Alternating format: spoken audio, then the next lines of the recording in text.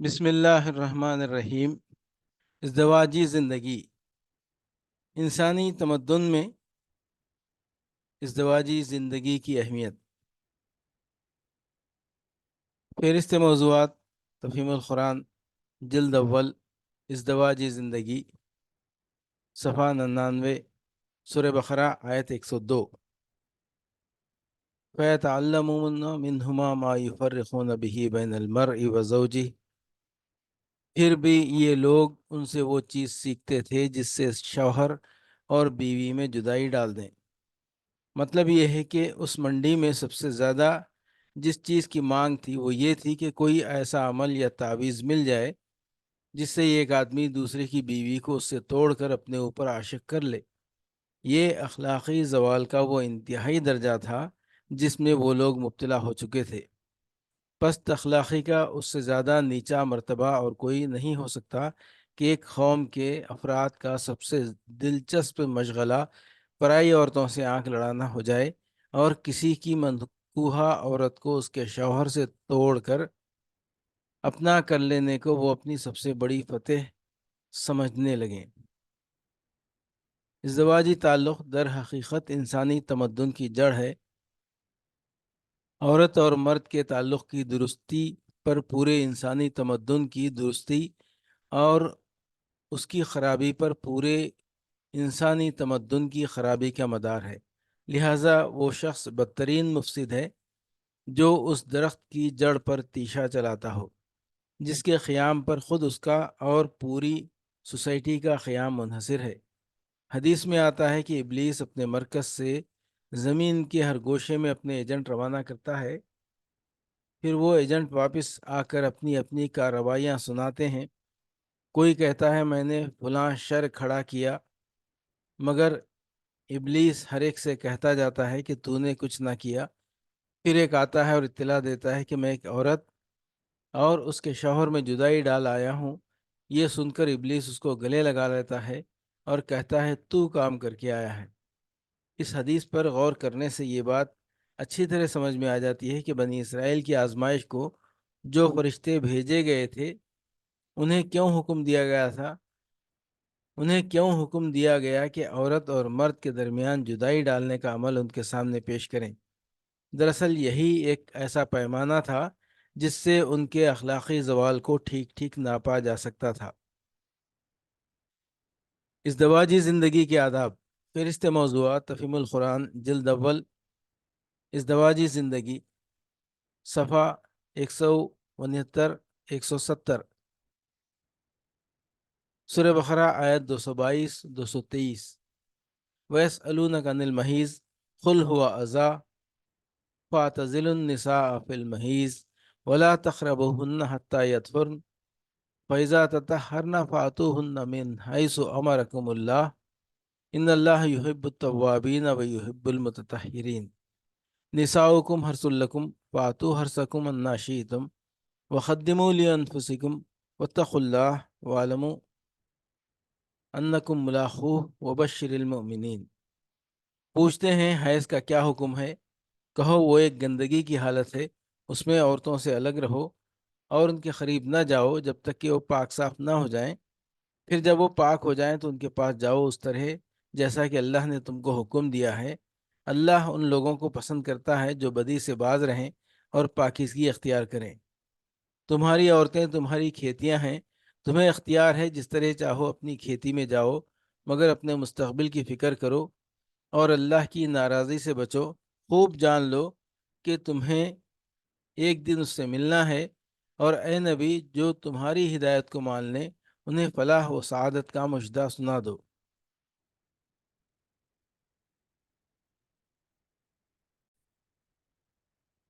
وَيَسْأَلُونَكَ عَنِ الْمَحِيضِ قُلْ هُوَ أَذًى، پوچھتے ہیں حیض کا کیا حکم ہے؟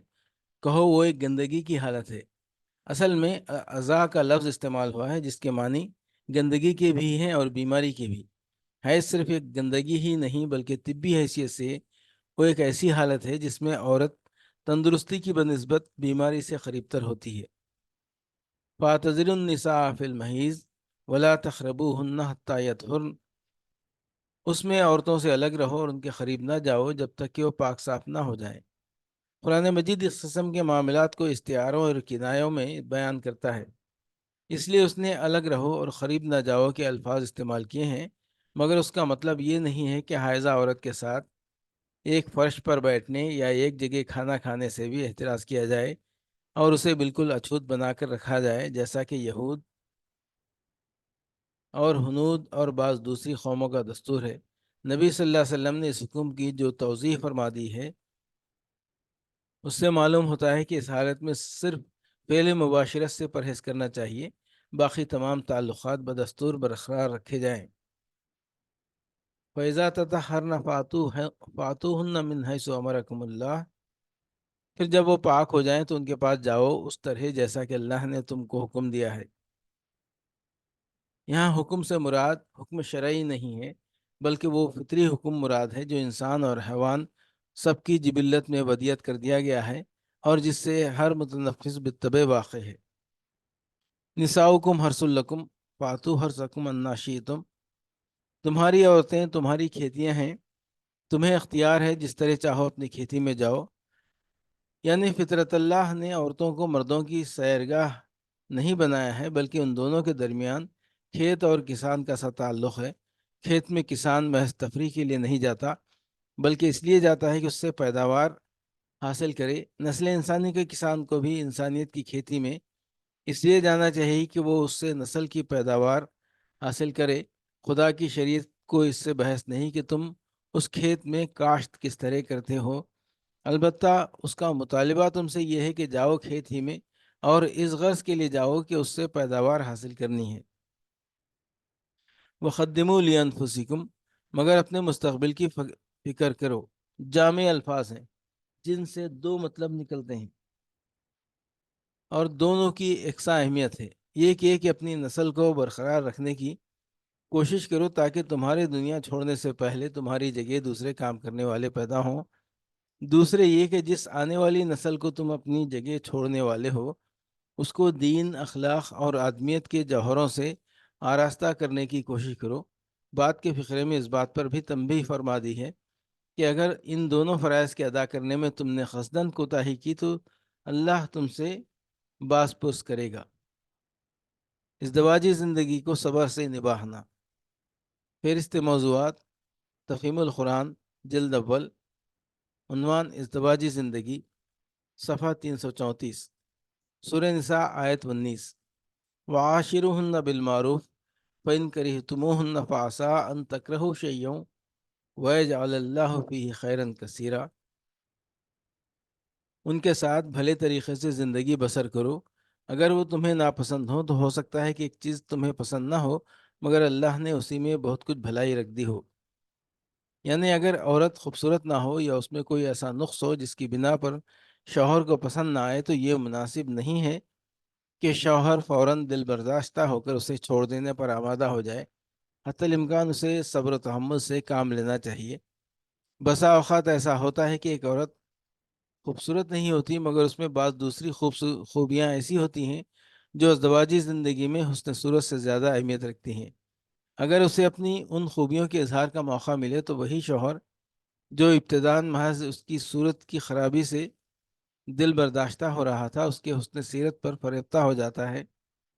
اسی طرح بعض اوقات ازدواجی زندگی کی ابتدا میں عورت کی بعض باتیں شوہر کو ناگوار محسوس ہوتی ہیں اور وہ اس سے بددل ہو جاتا ہے، لیکن اگر وہ صبر سے کام لے اور عورت کے تمام امکانات کو بروئے کار آنے کا موقع دے تو اس پر خود ثابت ہو جاتا ہے کہ اس کی بیوی برائیوں سے بڑھ کر خوبیاں رکھتی ہے۔ لہٰذا یہ بات پسندیدہ نہیں ہے کہ آدمی ازدواجی تعلق کو منقطع کرنے میں جلد بازی سے کام لے۔ طلاق بالکل آخری چارہ کار ہے جس کو ناگزیر حالات ہی میں استعمال کرنا چاہیے۔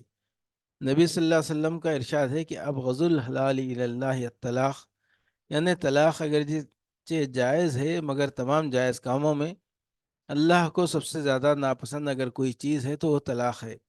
دوسری حدیث میں ہے کہ آپ نے فرمایا تزوجوا ولا تطلقوا فإن اللہ لا يحب الزواخین والزواخات، یعنی نکاح کرو اور طلاق نہ دو کیونکہ اللہ ایسے مردوں اور عورتوں کو پسند نہیں کرتا جو بھونرے کی طرح پھول پھول کا مزہ چکھتے پھریں۔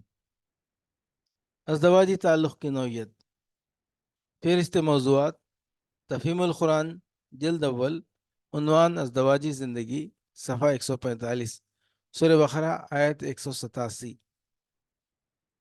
احل لکم لیلۃ الصیام الرفث الی نسائکم ہن لباس لکم وانتم لباس لہن علم اللہ انکم کنتم تختانون انفسکم فتاب علیکم وعفی عنکم فالآن باشروہن وابتغوا ما کتب اللہ لکم۔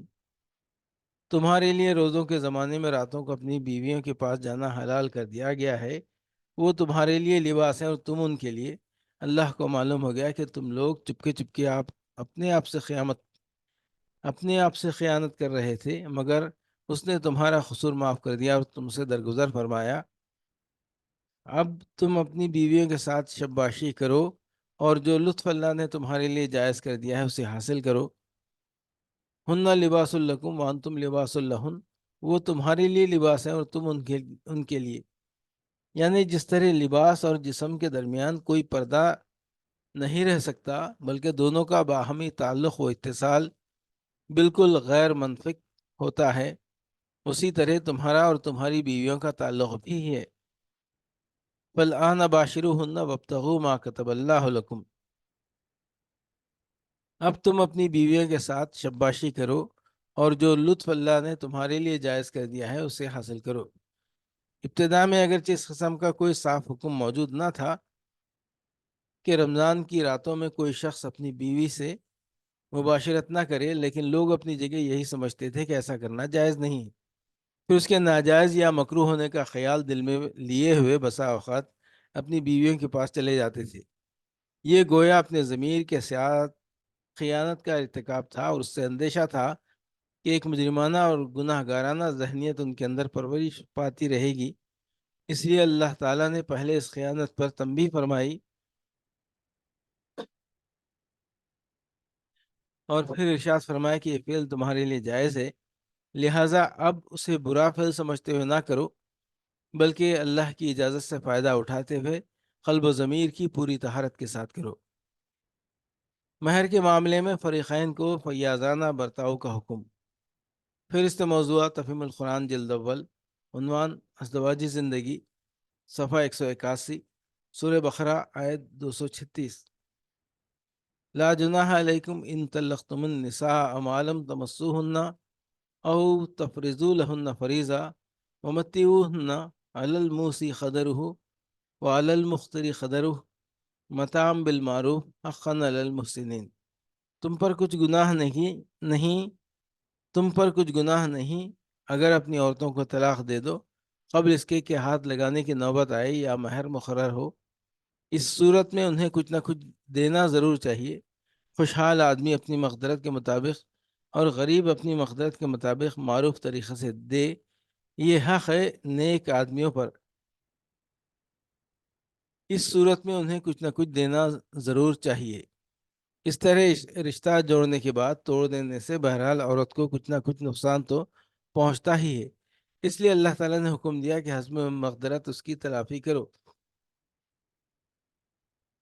بیوی کا مہر معاف کرنا، فہرست موضوعات تفہیم القرآن جلد اول، عنوان ازدواجی زندگی، صفحہ 322، سورہ نساء آیت 4۔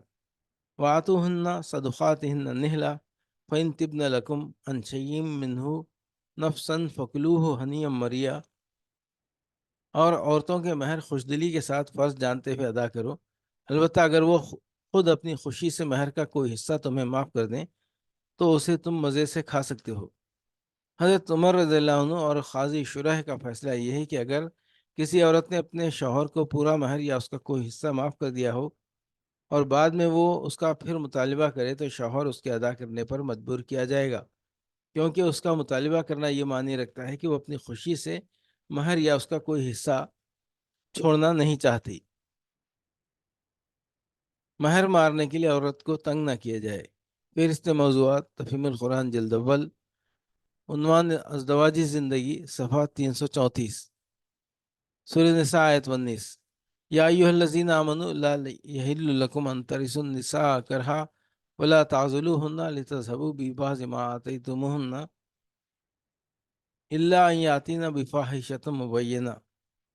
اے لوگو جو ایمان لائے ہو، تمہارے لیے یہ حلال نہیں ہے کہ زبردستی عورتوں کے وارث بن بیٹھو، اور نہ یہ حلال ہے کہ انہیں تنگ کر کے اس مہر کا کچھ حصہ اڑا لینے کی کوشش کرو جو تم انہیں دے چکے ہو۔ ہاں، اگر وہ کسی صریح بدچلنی کی مرتکب ہوں تو ضرور تمہیں تنگ کرنے کا حق ہے۔ یا ایھا الذین آمنوا لا یحل لکم ان ترثوا النساء کرہا، اے لوگو جو ایمان لائے ہو، تمہارے لیے یہ حلال نہیں ہے کہ زبردستی عورتوں کے وارث بن بیٹھو۔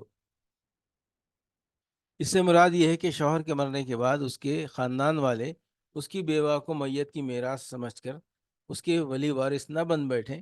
عورت کا شوہر جب مر گیا تو وہ آزاد ہے، عدت گزار کر جہاں چاہے جائے اور جس سے چاہے نکاح کر لے۔ وَلَا تَعْضُلُوهُنَّ لِتَذْهَبُوا بِبَعْضِ مَا آتَيْتُمُوهُنَّ إِلَّا أَن يَأْتِينَ بِفَاحِشَةٍ مُبَيِّنَةٍ، اور نہ یہ حلال ہے کہ انہیں تنگ کر کے اس مہر کا کچھ حصہ اڑا لینے کی کوشش کرو جو تم انہیں دے چکے ہو۔ ہاں، اگر وہ کسی صریح بدچلنی کی مرتکب ہوں تو ضرور تمہیں تنگ کرنے کا حق ہے، مال اڑانے کے لیے نہیں بلکہ بدچلنی کی سزا دینے کے لیے۔